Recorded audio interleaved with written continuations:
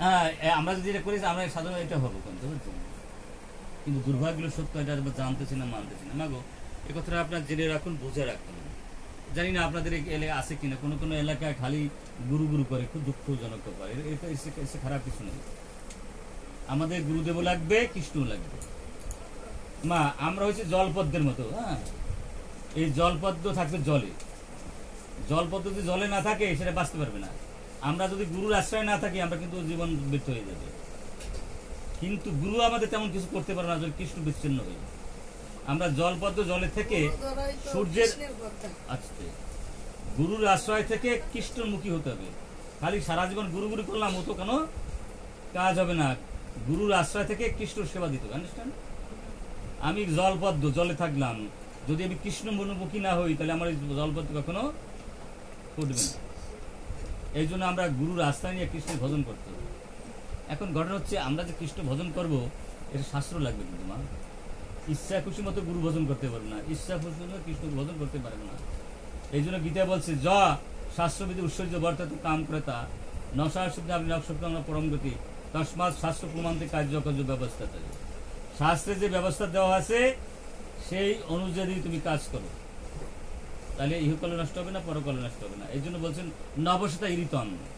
যেমন আপনার নৌকা, আমাদের যে দেউটা নৌকা, এই নৌকা আমরা সমুদ্রের মধ্যে রয়েছি, ভব সমুদ্র, এখান থেকে প্রথম প্রথম জল বিপদন। এই নৌকায় আমরা এই সাগর পাড়ি দিতে পারি, কিন্তু এই নৌকা যদি পাড়ি দিতে হয় তাহলে আমরা এই ধরতে হবে না। এখন সে সময় সেই যে সময় ভাগত হয়েছে সেই সময় আর কি আপনার ওই জাহাজের কি ছিল না, বাতাসে চলতো পাল।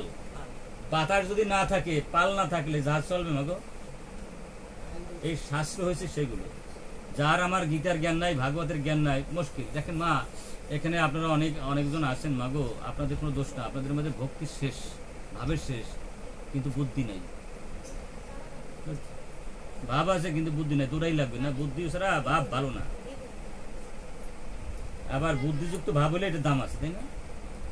সোনার শখ আছে না, একটা লাগবে না, মানে কাশি আছে, মানে আশারই নাই হবে, অধিক বেশি কাজ করা যায় না, হাতত কাটিয়ে গেল। কাশিও লাগবে, আশারিও লাগবে, ভাবও লাগবে, বুদ্ধিও লাগবে। দেখেন মা, এই যে আমরা যে গীতা আছে, ছোট ছোট গীতাগুলোর ভিতরে প্রায় গীতার ভিতরে মানে মানে ত্রুটির অভাব নাই, বুঝলেন না? দেখেন এই যে দেখবেন অধিকাংশ গীতার মধ্যে এই শ্লোকটা সম্পূর্ণ ভুল। ভুল মানে অর্থ ভুল। কেন ভুল? পাণ্ডিত্য দিয়া বুদ্ধি দিয়া গীতার অনুবাদ করা যায় না। প্রভু হরে কৃষ্ণ, ছাত্র না হলে কি শিক্ষকের কথা বুঝবে? ছাত্র না হলে কি শিক্ষকের কথা বুঝবে? ছাত্র হতো তাতে তুমি শিক্ষকের বুঝবা। ভক্ত না হলে কি ভগবানের কথা বোঝে? তাই গীতার মধ্যে ভক্ত মাম অভিজানতি, ভক্ত হলে আমার কথা জানবে, অভক্ত গুলো বুঝবে। এই জন্য যারা জড় বিদ্যা অনেক বিদ্যান কিন্তু আসলে ভক্ত না, তারা কিন্তু যখন গীতা অনুবাদ করে তখন ভুল হয়ে যায়, বুঝছে? সে কিছুই বোঝে না। ছাত্র নলে শিক্ষকের কথা বোঝে? যে কোনোদিন স্কুল কলেজে যায় না, তারা যদি ইংরেজি বক্তৃতা দেয় সে কিছু বুঝবে? আমি যার মধ্যে ভক্তি ভাব নাই সে কি ভগবানের কথা বুঝবে কিছু? এই জন্য যারা ভক্ত ছাড়া গীতার অনুবাদ করে সেগুলো ভুল হয়ে যায়। আপনাদের গীতার যথাযথ কার কার আছে হাত জাগান। আচ্ছা, অনেক ধন্যবাদ, আপনাদের সবাই ধন্যবাদ। দেখলাম সবারই গীতা যথাযথ আছে। এটা পড়বেন, শুধু পড়বেন না, পড়ার সাথে অনুবাদটা 3-4 বার পড়বেন, বুঝলেন? ভাষ্যটা 3-4 বার পড়বেন। এরপর যদি কিছু না বোঝেন ওটা নোট করে রাখবেন। এই সাধুরা আছে, সাধুদের কাছে জিজ্ঞেস করবেন। নিজের বুদ্ধিতে যদি ওগুলা বুঝতে চান তাহলে হবে না। মা এইটা একটু বলেন তো।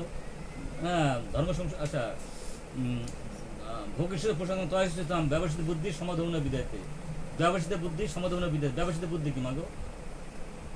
দেখেন অবস্থাটা, বড় মা, আমি বড় মাই বলবো, এখানে সেই ধর্মজীবন যাপন করতেছি। এই যদি না বুঝে আমরা সাধারণ মানুষ কোন সাদা বুঝবো না?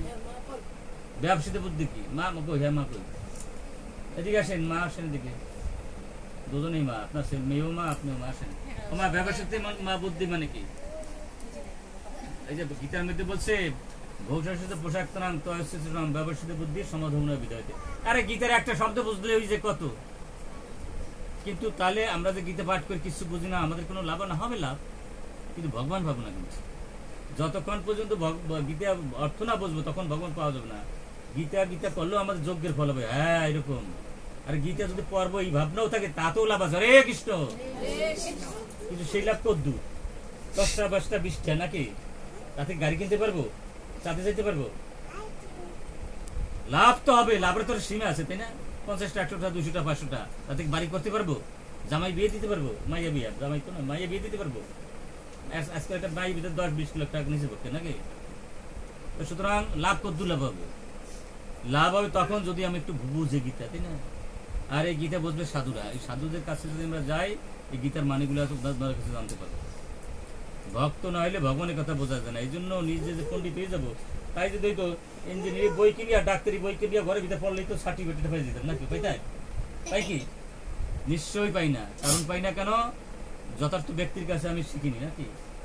মেডিকেল কলেজ পড়ি নাই, ইঞ্জিনিয়ারিং কলেজে ইউনিভার্সিটিতে পড়ি নাই, সেই জন্য আমি সার্টিফিকেট পাই না। এই সাধুরাই কিন্তু এই সমস্ত কথা জানবে ভালো, এই জন্য নোট করে রাখতে হবে। এই যে ছোট্ট একটা কথা বললাম, এটাই তো বোঝেন না। এই যে না বুঝলে তারা কি কি বুঝবেন আপনারা? এখন ভোগ অবশ্যই তো পোশাক না। ভোগ মানে কি? আত্মেন্দ্রিয় প্রীতি মাছের গন্ধ থাকলে তারে ভোগ বলে। তাহলে কি করতে হবে? সব কিছু দিয়ে ভগবানের সেবায় নেওয়া হইতে হবে। আমরা কি লাগাই? এই যে প্রভু মাতাজি চেষ্টা করতেছে, সব কিছু ভগবানের যুক্ত করতে হবে, নয় ঝরা পাতার মতো। খাবো ভগবানের দিয়ে খাবো, বাজার করবো ভগবানের জন্য করবো, বলা জন্ম করবো ভগবানের ভক্ত বানানোর জন্য, তাই না? স্বামীর সাথে ঘর করবো কৃষ্ণের সংসার করার জন্য, শয়তানের সংসার কর না। কৃষ্ণের সংসার করো, সারি অনাচার। অনাচার মানে কি? শাস্ত্রে যেগুলো নাই সেগুলো বাদ দিতে, আর শাস্ত্রে যা আছে সেটা সব ভাবধারতে ভগবানের, তাই না? এই মেয়েটাও ভগবানের, পোলাওটাও ভগবানের, আমার পেটে হয়েছে ভগবান হইলো কি হবে না? এরকম হয় না? আমি যদি ভাত না খাইতাম, আমার শরীরে রক্ত না আসতো, বাচ্চা আসতো প্রভু? ভাত তো আসে ধান থেকে, ধান আসছে কোথায়? ধান গাছ থেকে। ধান গাছ ছিল কোথায়? মাটিতে। মাটি না থাকলে ধান হইতো? আর ধান হইলে চাল পাইতাম, চাল হইলে ভাত পাইতাম, ভাত যদি না খাইতাম বাচ্চাটা আসতে পারিতে। তাহলে সব কিছু ভগবানের, কিন্তু আমরা এমন পুরা কপাল গিয়া সাতাও বুঝি না। এই বাড়ি গাড়ি, জামাই মাইয়া পুকটা, তারপর নাতি পুতি, সবগুলো হচ্ছে ভগবানের। কিন্তু আমরা এতই অভাগা ভাবছি। আমার যতক্ষণ পর্যন্ত আমি আমার ভাবছি, ততক্ষণ বুঝতে হবে আমি শয়তানের পালায় পড়ছি, আমি মায়ার পালায় পড়ছি, আমার সময়টা অপচয় হচ্ছে, আমি কর্মবন্ধনে পড়ে যাচ্ছি। বোঝা যায় না মা? আর যদি ভাবি যে গোবিন্দের, তাহলে কর্মবন্ধন থেকে মুক্ত বলে কৃষ্ণ। এই জন্য কি করতে হবে? ভগবানের সেবা দিতে হবে। আর এই সমস্ত ইন্দ্রিয় যদি ভগবানের সেবা দেই, তাহলে আমার বুদ্ধি